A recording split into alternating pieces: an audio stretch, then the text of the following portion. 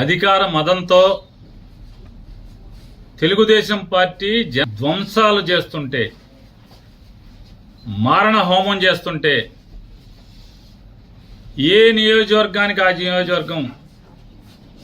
ఎమ్మెల్యేలు గెలిచిన వారు ప్రోత్సహిస్తూ పైనుంచి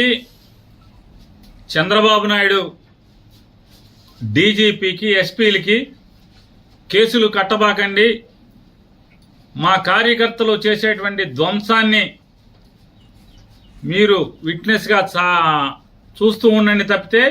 మా వాళ్ళని ఎక్కడ ఆపటానికి వీల్లేదు, మీరు పోలీసు ఉద్యోగం చేయటానికి వీల్లేదు అని చెప్పని వాళ్ళ పోలీసులు చేతులు కట్టి ఈ ధ్వంసరచన చేస్తున్నాడు. ఈ రాష్ట్రానికి గతంలో బీహార్ ఎట్లా ఉండేదో, లేదా ఒక ఉత్తరప్రదేశ్ ఎట్లా ఉండేదో, ఇవాళ ఆంధ్రప్రదేశ్ రాష్ట్రాన్ని కూడా ఒక హింసా రాష్ట్రంగా,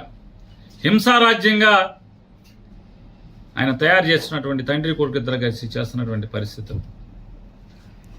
వాళ్ళు ఎంత అంటే పోలీసులు అంటే కాపాడవలసినటువంటి అరాచక శక్తుల్ని, రౌడీ మోకల్ని, రౌడీల్ని అరికట్టాల్సినటువంటి పోలీసులు కనీసం దారుణంగా గ్రామాల్లో, పట్టణాల్లో మర్డర్ కేసు ముద్దాయిలు, రౌడీ షీటర్స్ అందరూ కూడా స్థానిక సిఐల్ని, డిఎస్పీల్ని ఎరా ఉద్యోగం చేయాలని లేదా, ఉంటావరా నువ్వు ఎక్కడా అని మాట్లాడుతున్నా కూడా కనీసం అన్ని వీడియోలు ఉన్నాయి. ఇవన్నీ హైకోర్టుకి ఇవ్వబోతున్నాం. అన్ని వీడియోలు ఉన్నాయి.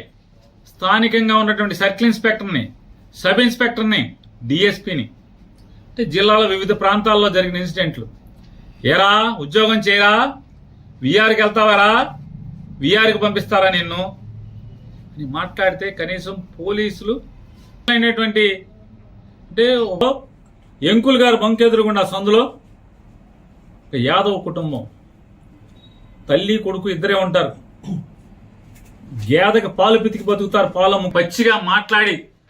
పట్టుకోరా అని చాటు పట్టుకున్నా కూడా పోలీసులు అక్కడికి వచ్చి స్టేట్మెంట్, భార్య స్టేట్మెంట్ ఇస్తుంటే ఆ ఏఎస్ఐ ఉన్నాడు అక్కడ, తెల్ల జుట్టు, వాళ్ళు చెప్తున్నారు తెల్ల జుట్టు ఏఎస్ఐ అండి, ఎక్కడ ఏఎస్ఐ మాకు తెలియదు కానీ తెల్ల జుట్టు అతంది,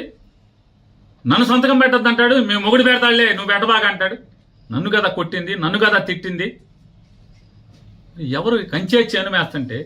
పోలీసే ఈ రకంగా ప్రవర్తిస్తుంటే, దగ్గరుండి గుండాయిజం చేస్తుంటే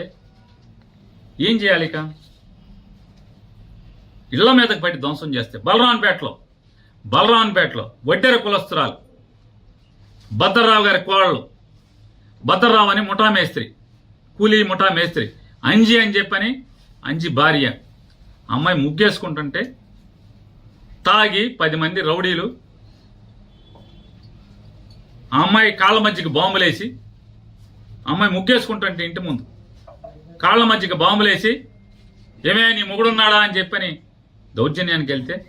ఆ అమ్మాయి తిరిగి ఏమయ్యా బాంబులు నా మీద వేస్తావా, నువ్వు గెలిస్తే మీ ఊరేగు,